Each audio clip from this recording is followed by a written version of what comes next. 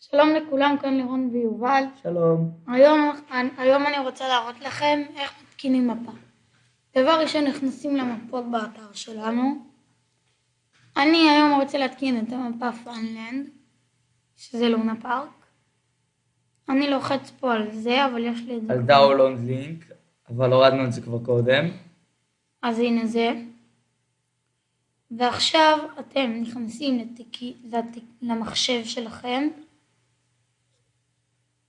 לא למחשב, להתחיל, ואז אתם רושמים אחוז, ספור את זה. ופה. אתם נכנסים להתחיל, אתם רושמים אחוז, אפ, דאטה, דאטה, ואחוז עוד הפעם, אחוז, חשוב מאוד, ואנטר.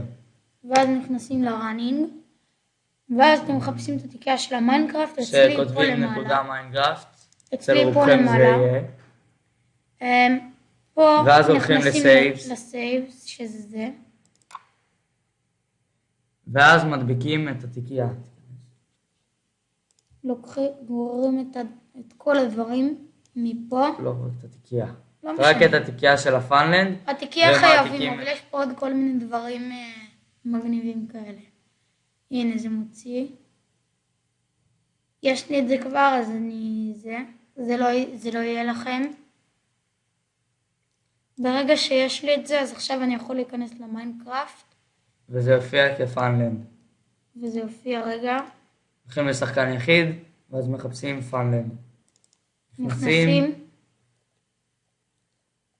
רגע, והנה כל הפאנלנד שלכם.